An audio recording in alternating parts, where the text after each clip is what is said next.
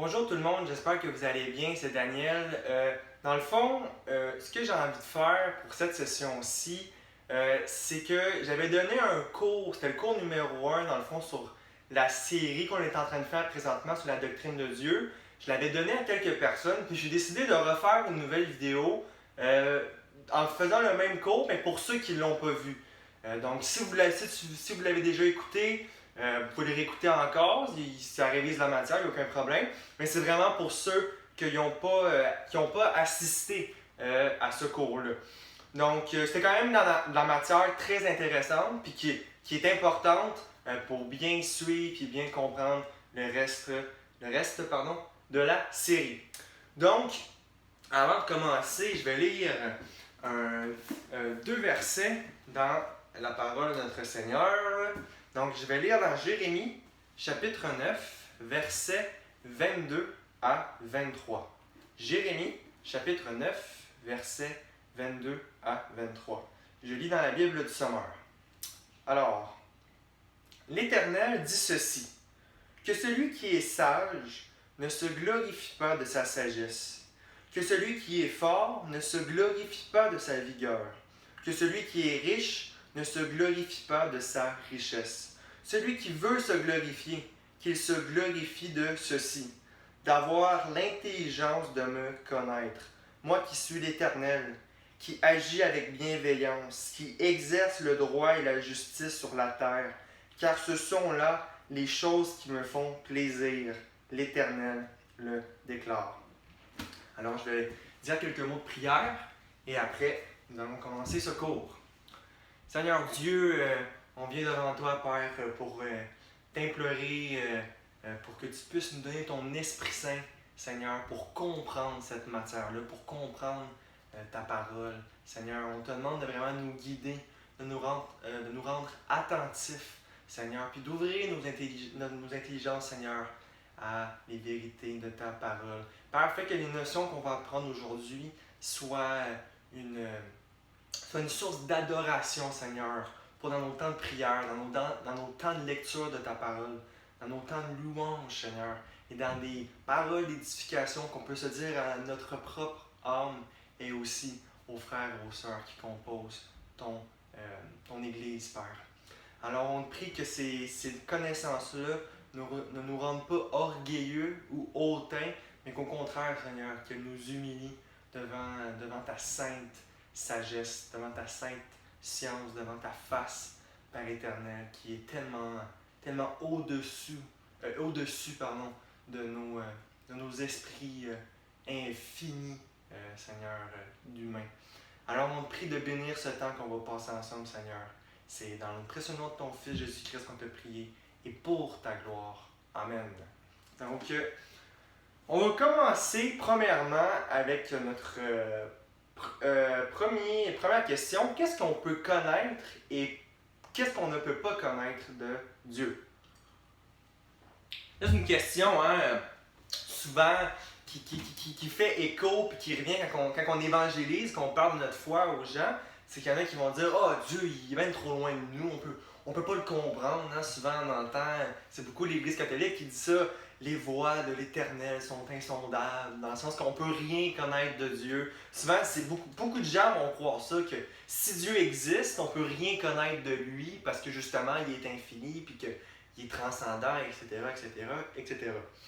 Donc, on se pose la question, là, qu'est-ce qu'on peut connaître de Dieu, puis qu'est-ce qu'on peut pas connaître de Dieu? Premièrement, pour connaître quoi que ce soit de Dieu, il faut que Dieu se révèle. C'est le docteur Raymond Perron qui enseigne à la FTE, il dit souvent cette chose-là. Nous pensons les pensées de Dieu après qu'il les a pensées. Il fait beaucoup de pensées dans une phrase, mais en fond, qu'est-ce que ça veut dire? C'est que Dieu a des réflexions sur lui-même et une connaissance de lui qu'il nous révèle. Donc, c'est-à-dire que Dieu est l'acteur dans quelconque connaissance que l'humain a de lui. Okay? Donc, premièrement, Dieu est actif dans la connaissance qu'on a de lui sur qu'est-ce qu'on appelle la révélation générale. On lit Romains 1, versets 18 à 19. La colère de Dieu se révèle du ciel contre toute impiété et toute injustice des hommes qui retiennent injustement la vérité captive. Donc, ils ont la vérité en eux, ils savent que Dieu existe, car ce qu'on peut connaître de Dieu, donc il y a une possibilité de connaissance de Dieu, ce qu'on peut connaître de Dieu est manifeste pour eux, Dieu le leur ayant fait connaître. Donc, Dieu a révélé à tout le monde qu'il existe par la création. Okay? C'est ce qu'on appelle la révélation naturelle, la révélation générale. Okay? Que juste en regardant la création, on sait que Dieu existe. Parce que c'est Dieu qui nous l'a révélé, c'est Dieu qui nous l'a fait connaître. Qu'est-ce que ça veut dire, ça? Ça veut dire qu'un athée, ça n'existe pas. Un agnostique, ça n'existe pas. Quand que vous parlez à quelqu'un et qu'il vous dit « Moi, je ne crois pas que Dieu existe », c'est pas ce que ce verset-là démontre. Puis, évidemment, si vous voulez aller voir la série que j'ai faite avant sur l'Écriture, notre autorité dans notre croyance, dans notre vie, dans notre foi, dans notre vision du monde, c'est la parole de Dieu. Donc, la révélation que Dieu a du monde et sa compréhension est plus élevée que quelqu'un qui nous dit « Moi, je ne crois pas en Dieu », parce qu'elle dit qu'il compresse la vérité captive. Donc, il y a ça. Donc, tout le monde sait quelque chose sur Dieu. Tout le monde est conscient de son existence. Deuxième chose, nous, on a une connaissance spéciale de Dieu dans le sens... la révélation spéciale, c'est la parole de Dieu en théologie, mais nous, on a une révélation spéciale dans le sens que nous connaissons Dieu par son Fils Jésus-Christ et c'est en ayant mis notre foi en lui qu'on parvient au salut. Donc, on a eu une connaissance comme ça. Donc, c'est ça qu'on voit en Matthieu, chapitre 11, verset 27. « Toutes choses m'ont été données par mon Père. » C'est Jésus qui parle. « Et personne ne connaît le Fils si ce n'est le Père. » Donc, Dieu a une pensée sur Dieu, il connaît le Fils, ok? Personne non plus ne connaît le Père si ce n'est le Fils. Donc, le Fils comprend le Père, connaît le Père, celui à qui le est, donc, ce n'est le Fils et celui à qui le Fils veut le révéler. Donc, Dieu a ses pensées et il nous les révèle. Mais c'est lui qui fait l'action de révéler d'une façon spéciale aux chrétiens. Donc, c'est pas nous qui trouvons la révélation qui est Christ, et qui est Dieu vraiment, d'une façon vraie, mais c'est lui qui nous la donne, par sa propre volonté. Donc, dans les deux cas, c'est Dieu qui est actif dans la révélation. OK? Donc, c'est important qu'on a besoin de Dieu pour avoir une vraie révélation. Donc, mais c'est qu'est-ce que ça veut dire? Ça ne veut pas dire qu'on comprend Dieu totalement, ou même qu'on connaît une chose sur Dieu de façon totale et exhaustive, ok? Sa nature est trop grande et trop majestueuse pour qu'on puisse comprendre totalement qui Dieu est. Psaume 139, verset 6, « Merveille de science qui me dépasse, hauteur où je ne puis atteindre » en parlant de la science de Dieu, de sa sagesse. Donc, ça, mettons, on fait une analogie. On peut comprendre un crayon. Okay? On analyse comment est-ce qu'il est fait, les matériaux qui sont utilisés, puis on est capable de comprendre le crayon et son fonctionnement d'une manière exhaustive, c'est-à-dire totale, de façon complète. Mais on ne peut pas faire la même chose avec Dieu. Admettons, si je dis que Dieu est amour, ok? Je peux dire que Dieu est amour parce que la Bible me le dit, donc je sais que c'est vrai parce que c'est la parole de Dieu. Donc, j'ai une révélation que Dieu a réfléchi sur lui-même et me la donne. Okay? Donc, j'ai une révélation qui vient de lui, de sa perspective à lui, donc je sais qu'elle est vraie, et je dis que Dieu est amour. Mais ça ne veut pas dire que je comprends tout ce que ça veut dire que Dieu est amour, parce que c'est seul Dieu qui sait vraiment ce que ça veut dire, tout ce que ça implique de façon exhaustive. Okay? Pour avoir une analogie, pour que ça soit plus facile à comprendre, c'est un peu comme quand on arrive devant un océan. Okay? On est capable de dire qu'il y a un océan devant nous. On arrive à la plage, on est capable de dire, OK, voici l'océan Atlantique, par exemple. Mais on n'est pas capable de dire quelle sorte de poisson se promène en ce moment même, à quelle profondeur est l'eau, tout ça, parce que c'est au-dessus de nos connaissances. On n'a pas accès à ça, mais on est quand même capable de dire qu'il y a un océan. De la même façon, on est capable de dire que Dieu est amour, parce que la Bible dit que Dieu est amour, sans nécessairement comprendre tout ce qui se cache dans le fond de ça. Donc, pourquoi est-ce qu'on ne peut pas atteindre ça? Mais c'est parce que c'est infini. Tout attribut de Dieu est illimité en beauté et sagesse. Donc, une connaissance infinie ne peut qu'être atteinte ou enrobée par une intelligence infinie qui est Dieu. Donc, en d'autres mots, la seule personne qui comprend vraiment, pleinement Dieu, c'est Dieu lui-même. C'est seulement Dieu qui connaît Dieu à 100%. On ne peut pas coincer Dieu dans notre boîte intellectuelle et dire « Ah, ça c'est comme ça ». Non, il faut laisser Dieu penser il faut qu'on interprète les pensées de Dieu que lui-même a interprétées pour nous dans sa parole en nous la révélant. OK? J'aimerais vous lire un auteur que j'aime vraiment beaucoup qui s'appelle Wayne Grudem, OK? Qui a parlé un peu de ça, de cette connaissance-là, de Dieu qui est infini et qui est non atteignable de façon exhaustive par l'être humain. Donc je vous lis ça dans sa théologie systématique à la page 145. Cette doctrine de l'incompréhensibilité de Dieu a une portée pratique pour notre vie. Elle signifie que nous ne pourrons jamais en connaître trop au sujet de Dieu, car il nous en restera toujours des choses à apprendre à son sujet, et nous ne lasserons donc jamais de sonder les richesses de son caractère et de ses œuvres. Même dans le siècle à venir, lorsque nous serons libérés de la présence du péché, nous ne pourrons jamais comprendre pleinement Dieu, ni la moindre chose à son sujet. Parce qu'il est infini. On est fini au paradis, on ne devient pas Dieu. Donc, on ne peut pas comprendre même un attribut de Dieu de façon totale. Il suit comme ça. Pendant toute l'éternité, nous pourrons continuer à grandir dans notre connaissance de Dieu et à faire de lui nos délices. Et nous pourrons dire avec David, en sondant toujours plus les pensées de Dieu, combien tes desseins, ô Dieu, sont pour moi impénétrables. Et comme ils sont innombrables, si je les comptais, ils seraient bien plus nombreux que les grains de sable sur le bord des mers. Voici, je m'éveille, je suis encore avec toi. Ça, c'est au psaume 139, versets 17 à 18. Donc, c'est-à-dire qu'au paradis, on va tout le temps grandir en connaissance de Dieu, donc tout le temps grandir en bonheur et en joie, de le sonder. Et ça veut aussi dire que dans cette vie-ci, pour le nombre X de temps que Dieu nous donne, on va toujours apprendre quelque chose sur Dieu. On va jamais épuiser la science de la théologie parce que c'est une science qui étudie quelque chose d'infini qui est Dieu. Donc jamais on va arriver à être tanné au paradis de méditer sur Dieu. Ok, là, je pense que je vais avoir compris. Non, non, non. On va grandir constamment en extase, en joie, en comprenant à quel point Dieu est magnifique dans sa sagesse et dans ses beautés.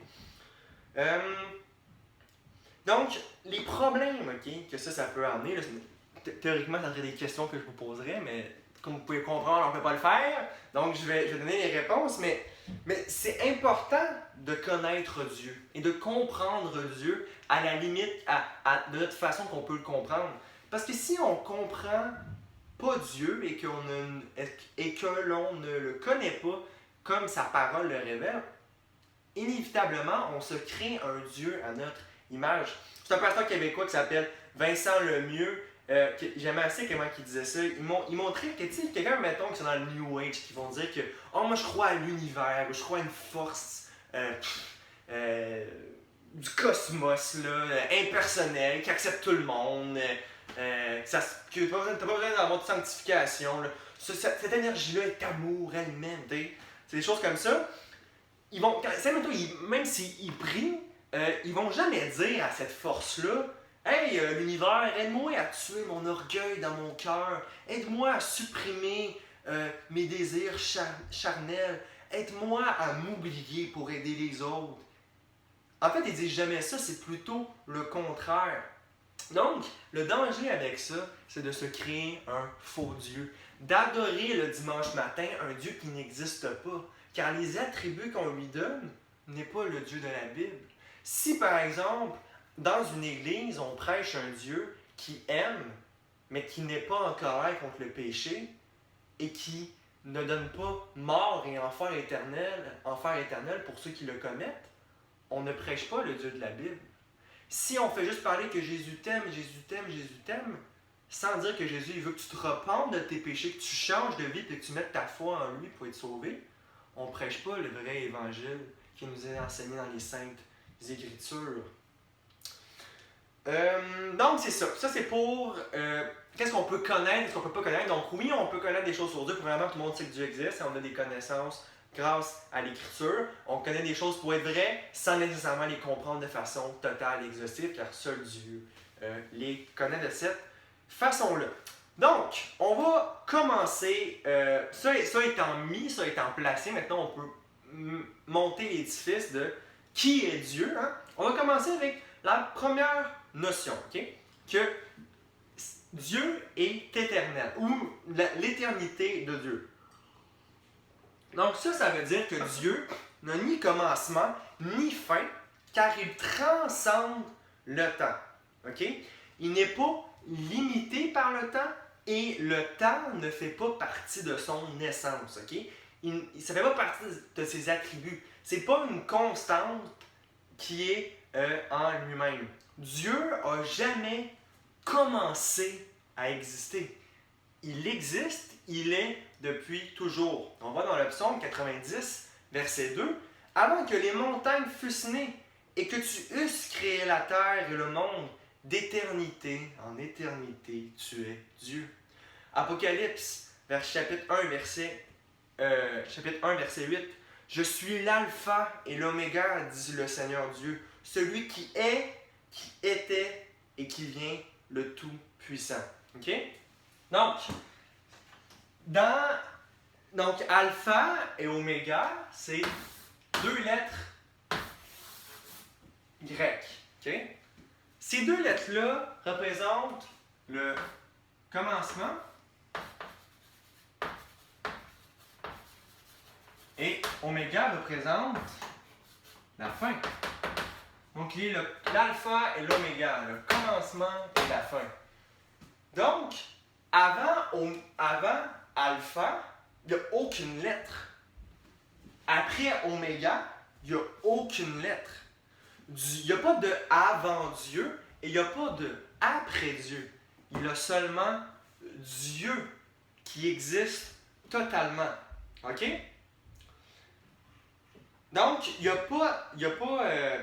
donc, le temps n'est pas un attribut de Dieu. Il est une contrainte, OK, que Dieu a mis quand il a créé l'univers. Donc, ça ne veut pas dire que le compte à rebours du temps... excusez-moi, je me suis trompé dans le métal. Ok, c'est ça. Ça veut pas dire que le compte à rebours du temps est infini, hein, qu'il y a tout le temps eu des secondes qui se sont écoulées. Non. Le temps a commencé à la création. J'allais dire le Big Bang, je ne sais pas vous, qu'est-ce que vous pensez de ça. Moi, personnellement, je crois au Big Bang. Donc, mais je veux dire à la création, ok? Donc, c'est là que le temps commence. En fait, la physique montre que le temps, la matière et l'espace sont interdépendants. C'est-à-dire qu'il faut que les trois viennent à l'existence en même temps pour que les trois existent. C'est-à-dire que tu ne peux pas avoir du temps sans qu'il y ait de matière ou sans qu'il y ait d'espace. Comme que tu ne peux pas avoir de matière s'il n'y a pas de temps et s'il n'y a pas d'espace. Vous comprenez? Ils sont tous interreliés. Donc, avant le Big Bang, il n'y avait pas d'espace, il n'y avait pas de matière, donc il n'y avait pas de temps. Donc, le temps, l'horloge de l'univers commence à la création de l'univers. Que la lumière soit et la lumière fut, boum, l'univers est créé et le temps commence. Okay? Donc, c'est pourquoi que, logiquement, la cause qui a créé l'univers, n'est pas faite de temps. Parce qu'avant l'univers, il n'y avait pas de temps. Donc, qu'est-ce qui a causé l'univers ne peut pas être fait de temps. Je vous donne un exemple. C'est comme, admettons, si le bois n'existe pas et moi, je crée le bois. J'ai causé le bois. Okay, mettons, j'ai une baguette magique, je crée du bois. Ben, moi, je ne peux pas être fait de bois parce que le bois n'avait pas d'existence avant que je lui donne l'existence. Donc, la cause avant le Big Bang, il n'y avait pas de temps, la cause qui a causé le Big Bang ou la création du cosmos n'avait pas de temps elle-même. Donc, c'est logique de voir que Dieu n'avait pas de temps en lui-même. OK? Aussi, qu'est-ce que ça veut dire, ça, que Dieu n'a pas de temps? Ça veut dire que Dieu voit toutes les époques distinctement. OK? 2 Pierre, chapitre 3, verset 8. Devant le Seigneur, un jour est comme 1000 ans, et 1000 ans est comme un jour. Donc, Dieu voit tout dans l'histoire comme dans un instant. Pour lui, une seconde, un an ou 1 milliard d'années n'est pas différent. Dans le sens qu'il voit tout, de façon présente. Okay? On va faire un dessin là, pour mieux comprendre. Puis ça va aider, OK? Donc, Dieu est ici, OK? Il existe en dehors du temps. OK? Donc, il n'y a pas cette constante-là. Pas de temps. OK? Donc là, des choses existent. Comme là, ça, c'est le début de l'univers. OK? Fait que création. Après ça, on va mettre ici la croix de Christ. Fait que là, mettons, on va marquer ici le jour du jugement. Donc, quand Christ revient. Puis là, l'éternité future, OK? Donc, Dieu est hors du temps. Donc, ça veut dire que Dieu voit simultanément toutes ces choses en même temps. OK? Ça veut dire qu'il n'y a pas de distinction, OK, pour Dieu au niveau de sa conscience des choses. OK? Dieu est toujours conscient de n'importe quel moment dans l'histoire. Dieu ne cesse jamais d'être conscient de n'importe quel moment dans l'histoire. Donc, par analogie, qu'est-ce qu'on pourrait dire? C'est que pour Dieu, tout, OK, tout est égal au niveau de sa connaissance des choses. Donc, on pourrait dire que pour Dieu, toute chose est présent. Évidemment, présent, c'est une notion de temps. Dieu, il n'y a pas de temps. C'est une analogie, OK? Qu'est-ce qu'on appelle du langage anthropomorphique. C'est un langage qui est fait pour qu'on comprenne, OK? Qui vient à notre niveau. Donc, Dieu, lui, n'est pas fait de temps, donc pour lui, tout est présent. Hein? Les cerveaux commencent à chauffer. Hein? Donc, c'est ça. Pour nous mettons, il y a 30 minutes, on a une image partielle de ce qui s'est passé, mais pour Dieu, il y a 30 minutes, il y a 1 milliard d'années, il y a 1 milliard d'années dans le futur, il n'y a aucune différence pour lui au niveau de sa conscience des choses. Donc, il est tout le temps présent dans le moment. Puis, il ne faut pas faire l'erreur du déisme. Le déisme va dire que Dieu est abstrait du temps dans le sens qu'il n'est pas présent et qu'il n'agit pas dans le temps. C'est pas ce qu'on dit, OK? Dieu est hors du temps, mais il peut interagir dans le temps. Comme qu'on voit là, il a agi dans ces moments-là. Il a mis le péché des élus sur Christ à ce moment-là. Il va venir et, par Jésus-Christ, il va juger le monde et il va être avec son peuple pour l'éternité. Donc, il agit, il y a une action dans tous ces moments-là, mais Dieu n'est pas affecté par les successions de moments qu'il y a dans le temps. Mais Dieu peut agir dedans. Okay? Dieu, en fait, il agit continuellement dans le temps, à chaque seconde, parce que c'est lui qui soutient tout ensemble par sa force glorieuse. C'est grâce à lui que tout existe et que tout continue à exister. Okay? Pourquoi est-ce que l'éternité de Dieu est importante? Et premièrement, c'est pour nous aider à le louer, pour qu'on comprenne à quel point que lui, il est hors catégorie comparé à ce que nous, on est.